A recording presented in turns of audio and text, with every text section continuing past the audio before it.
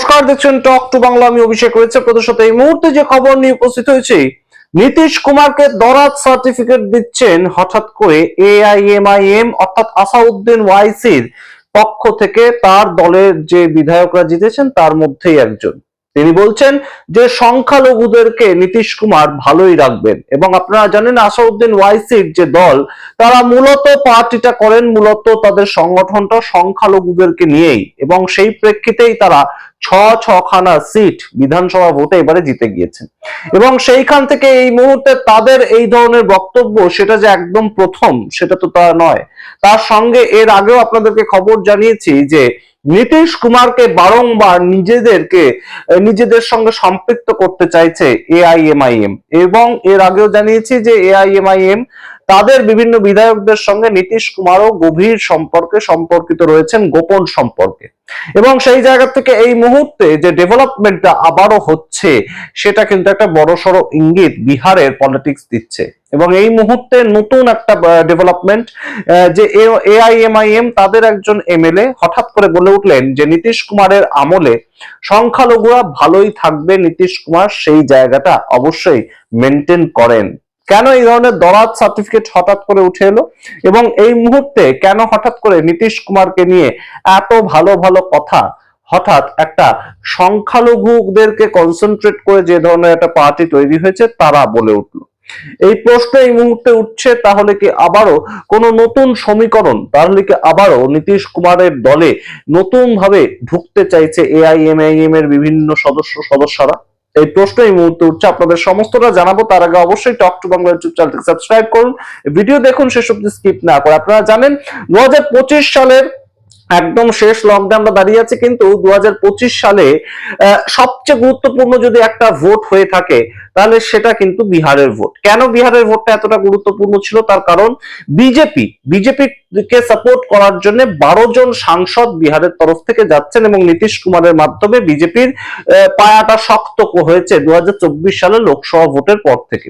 অষ্টাদশ লোকসভা নির্বাচনের পর থেকে নীতিশ কুমারের গুরুত্ব যেন আরো বেশ কিছুটা বেড়ে গিয়েছে বিজেপির কাছে। এবং সেই জায়গা থেকেই নীতিশ কুমার তাকে এবারে আবারও মুখ্যমন্ত্রী করা হয়েছে। তার মানসিক স্বাস্থ্য সেটা যে পর্যায়েতেই থাকুক না কেন, তার পরবর্তীতেও।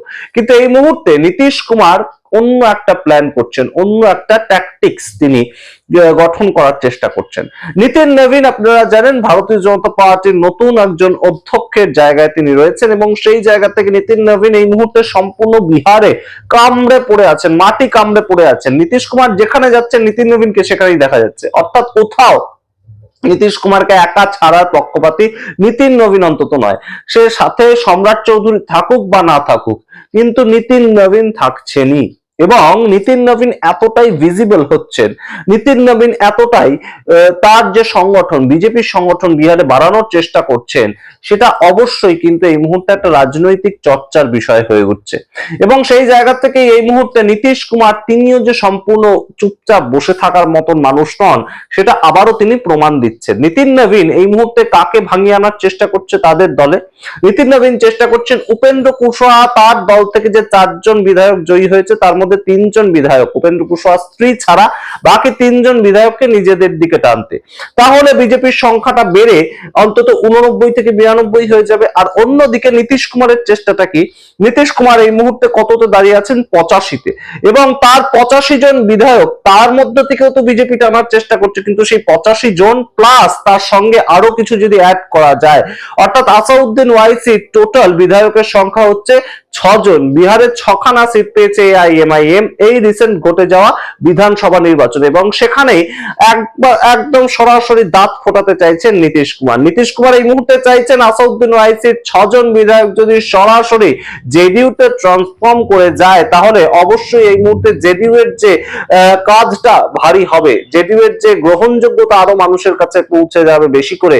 সেখান থেকে নীতিশ কুমারকে অন্তত ভারতীয় জনতা পার্টি আর সরাতে পারবে না। মুখ্যমন্ত্রী মন্ত্রীর পদে থাকলেও নীতিশ কুমার কিন্তু এই মুহূর্তে বেশ খানিকটা টালমাটাল অবস্থায় রয়েছেন। তার কারণ নীতিশ কুমারের হাত থেকে চলে গিয়েছে গৃহ মন্ত্রক, নীতিশ কুমারের হাত থেকে চলে গিয়েছে অধ্যক্ষ পদ, অর্থাৎ বিহারের স্পিকারের যে পদটা সেটা খুব গুরুত্বপূর্ণ। তার কারণ নীতিশ কুমার যে কোনো সময় ফ্লিপ করতে পারেন। বিভিন্ন সরকারের ক্ষেত্রে আমরা দেখেছি নীতিশ কুমার গত 5 বছরও যে সরকারে ছিলেন একটানা ছিলেন না।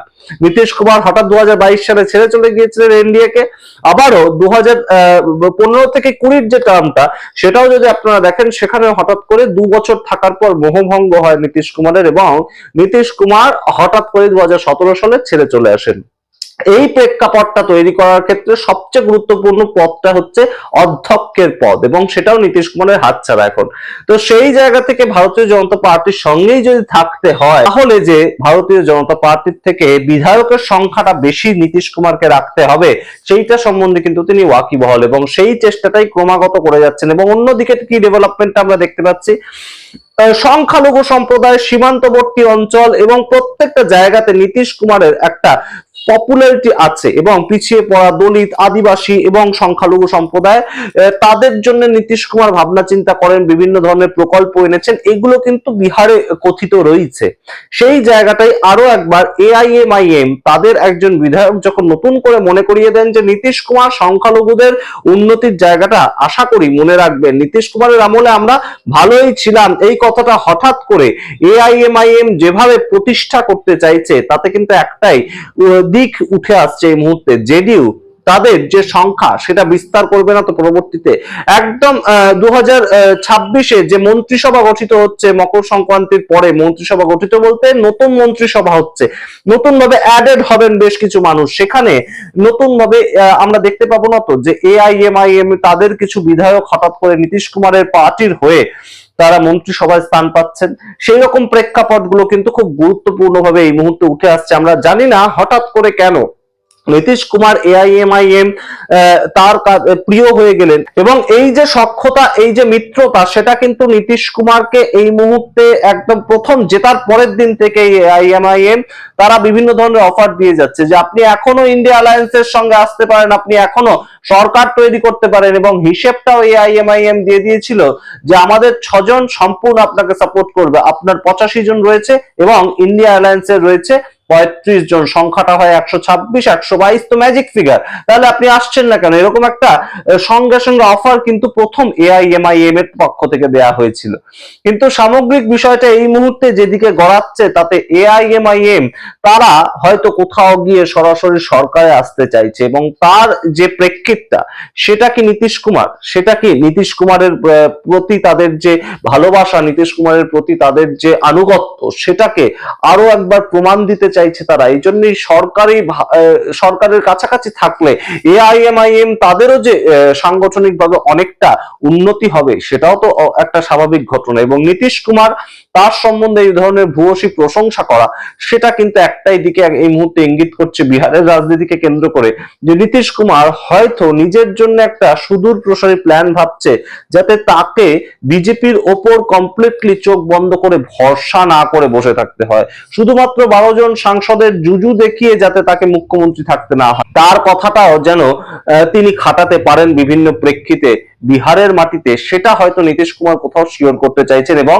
এআইএমআইএম তার নতুন হয়তো সহযোদ্ধা হতে চলেছে। সেটা হতে পারে এআইএমআইএম এর যে বিধায়করা তারা সরাসরি যুক্ত হয়ে গেলেন জেডিইউ তে, তা না হলেও হতে পারে যে এআইএমআইএম এই তারা থাকলেন কিন্তু তারা সরকারের সঙ্গে যুক্ত হয়ে গেলেন, এবং নীতিশ কুমার তাদের বিভিন্ন বিধায়কদের মন্ত্রিত্ব পর্যন্ত দিয়ে দিলেন। এই প্রেক্ষিতগুলো কিন্তু এই মুহূর্তে উঠে আসছে, এবং অবশ্যই সামনেই রয়েছে রাজ্যসভার ভোট, সেই ক্ষেত্রেও এআইএমআইএম তাদের তরফ থেকে যদি কাউকে রাজ্যসভায় পাঠানো যায়, জেডিইউ যদি সেই সাপোর্টটা করে, সেটাও একটা প্রেক্ষিত হতে পারে। বিভিন্ন কিছু ঘুরে বেড়াচ্ছে রাজনীতিতে, এবং এই মুহূর্তে বিহারের ভোট সবচেয়ে গুরুত্বপূর্ণ একটা ভোট হয়ে যাওয়ার পর এখনো পর্যন্ত বিহারের ভোট চর্চার বিষয়, তার কারণ নীতিশ কুমার কখন কি করবেন নীতিশ কুমার ছাড়া কেউ কিচ্ছু জানেন না।